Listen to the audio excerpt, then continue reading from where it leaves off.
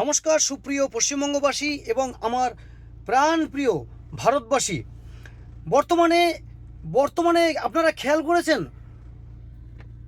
বাংলাদেশের বিভিন্ন জায়গায় যেভাবে আমাদের সনাতন ধর্ম অবলম্বী মানুষদের উপরে একের পর এক টর্চার, মারামারি, তাদের উপরে কিভাবে নিপীড়ন চালু হয়েছে খেয়াল করেছেন? আপনারা গভীর চিত্তে খেয়াল করুন যে বাংলাদেশে সম্প্রতি এই কয়েকদিন হলো, আগাগোড়া আগে তো ছিলই, কিন্তু আবার নতুন করে যেভাবে হিন্দুদের ওপরে আক্রমণ আনা হয়েছে, তাই আমি এ বিষয়ে একদম পরিষ্কার করে আমি এই বাংলাদেশ সরকারকে অনুরোধ করছি এবং সাবধান করে দিচ্ছি যে এভাবে হিন্দুদের ওপরে আক্রমণ করবেন না। এই আক্রমণ অনতি বিলম্বে বন্ধ হোক। সনাতন ধর্মের প্রতি এই অসম্মান, এই ন্যাক্কারজনক ঘটনার আমরা তীব্র নিন্দা করছি। এর পাশাপাশি পশ্চিমবঙ্গ সরকার এবং ভারত সরকারের যে দপ্তরগুলো আছে এবং দুই সরকারের কাছে অনুরোধ বাংলাদেশ সরকারকে যেন এ বিষয়ে সতর্ক করে দেওয়া হয়। বাংলাদেশ সরকারকে যেন আমাদের ভারত সরকার তাদেরকে যেন এই বিষয়ে চাপ সৃষ্টি করা হয় যে হিন্দুদের ওপরে কোনোভাবে এভাবে আক্রমণ করা চলবে না, আক্রমণ করা যাবে না। আর তারা বারবার অভিযোগ করছে যে ভারতে নাকি আমরা মুসলিম ধর্ম অবলম্বী মানুষদের সাথে নাকি আমরা কি করছি। কোথায়? কটা উদাহরণ দেখান। যারা ভুল করেছে তাদের সাথে হচ্ছে, যারা ভুল করেনি, অন্যায় করেনি, যারা দেশকে ভালোবাসে এমন অনেক মুসলমান মানুষ আছে আমাদের দেশে, যথেষ্ট সম্মানের সাথে বেঁচে থাকে।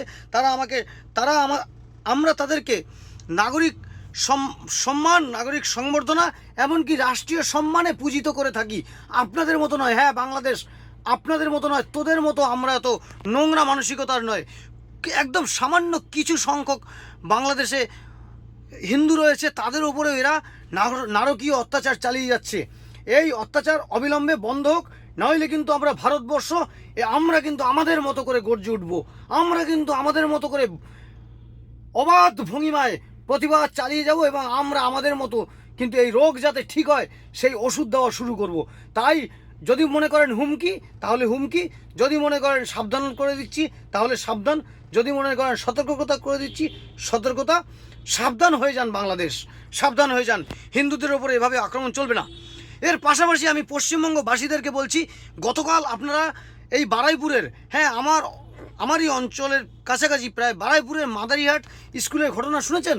বারুইপুর মাদারিহাট স্কুলে একটি সনাতন ধর্মের একটি ছেলে, কিশোর, সে জয় শ্রীরাম বলেছে স্কুলে। সেই জয় শ্রীরাম বলাতে তাকে মুসলিম ধর্মের কিছু ছেলেপুলে তারা তাকে ধরে ভীষণ পেটায়, মারধর করে। এই দৃশ্য আমি গতকাল থেকে কম বেশি সোশ্যাল মিডিয়াতে আসছিল, কিন্তু আজকের আমি ঘটনাটি ভিডিও আকারে দেখেছি।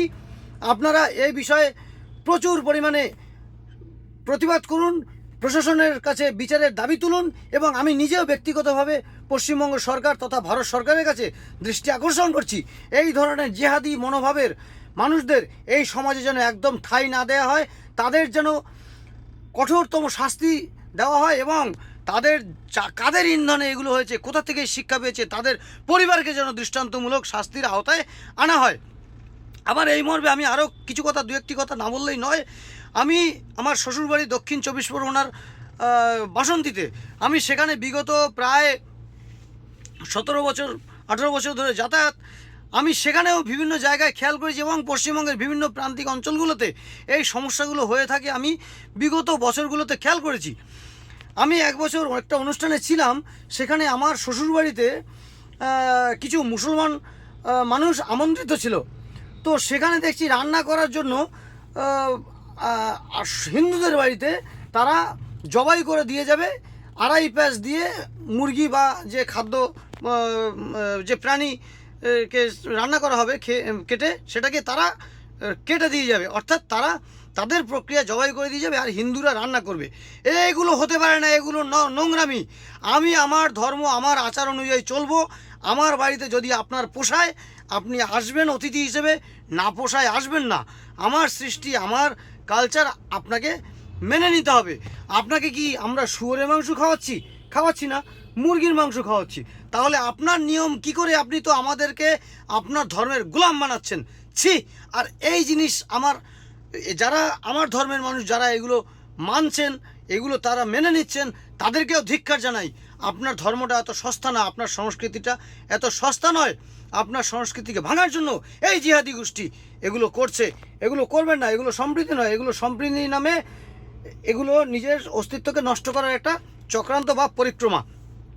আর একটা দৃশ্য আমি দেখেছিলাম কালী পুজোর সময়। আমি গাড়ির মাথায় কালী ঠাকুর দড়ি ধরে বসে আছি, সেখানে পাশাপাশি একটি কবরস্থান বা সামথিং কিছু একটা ছিল। সঙ্গে সঙ্গে বাড়ির আশেপাশের থেকে অনেক মুসলমান পরিবারের লোকজন চলে এসেছে, বলছে ঠাকুরের মাথা ভেঙে দেবো যদি মাইক না বন্ধ করিস। এখানে ওই জয় মা কালী জয় এরকম একটা হয় না আমাদের বিসর্জনের সময়, কালী মায় কি জয়, এগুলো বলা যাবে না।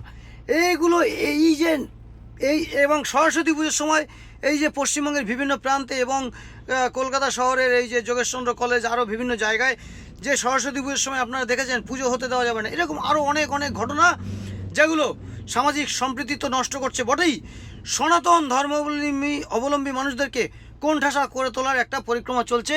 এটা অবিলম্বে বন্ধ হোক।